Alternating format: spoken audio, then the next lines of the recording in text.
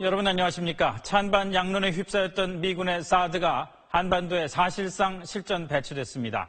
어제 핵심 장비들이 성주 골프장에 전격 반입된 데 이어서 미국 태평양 사령관이 조만간 사드 가동에 들어갈 거라고 말했습니다.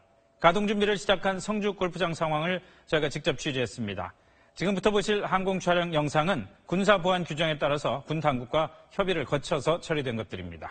김흥수 기자가 보도합니다. 주한미군의 사드 포대 부지로 공여된 성주 골프장. 경찰의 삼엄한 경비 속에 안쪽에선 어제 반입된 사드 장비 배치 작업이 한창입니다.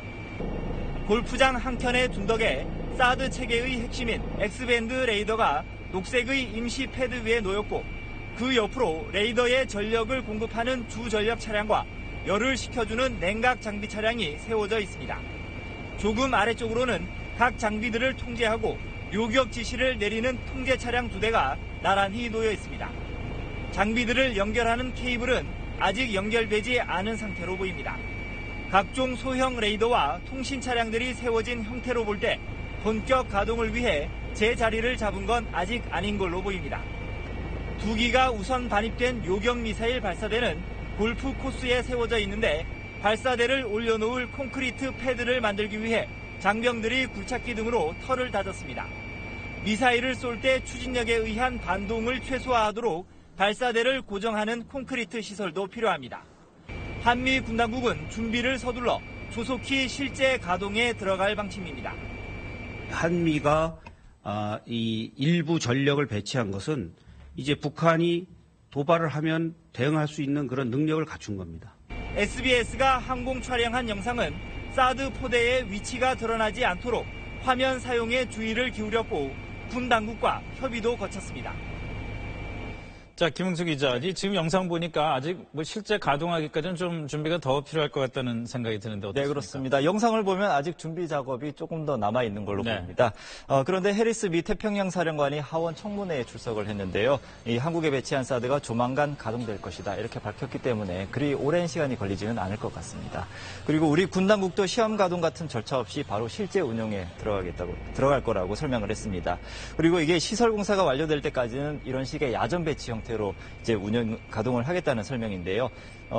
아시겠지만 추가로 발사대 등 추가 반입을 해야 되는 장비들이 아직 있습니다. 그래서 국방부는 한 개 포대의 형태를 완전히 갖추기까지는 연내를 목표로 그렇게 진행을 하겠다 이렇게 설명했습니다. 네. 자, 그런데 이런 그 설비들 갖추려면은 환경 영향 평가 같은 거 먼저 해야 되는 걸로 우리는 알고 있는데 그게 없어도 되는 건가요, 법적으로? 네, 원래는 해야 되는 거죠. 그런데 국방부의 설명은 이렇습니다. 환경영향평가는 시설공사와 관련된 것이다. 그런데 지금 배치한 건 시설공사 없이 야전에 배치한 형태로 한 것이기 때문에 장비만 있으니까. 그렇죠. 예. 환경영향평가와는 관련이 없다. 그런데 다만 이 주민들이 우려를 하는 게 이 사드 레이더의 전자파 문제이지 그렇죠. 않습니까? 이 부분은 주민들에게 검증을 하겠다고 이미 약속을 했기 때문에 환경영향평가 대상은 아니지만 앞으로 실제로 장비를 가동하면서 모니터링을 해서 또 전자파 수치를 측정을 해서 공개를 하겠다 이런 입장입니다. 그 부분은 어떻게든 좀 분명히 돼야 될 부분 아닌가 싶습니다.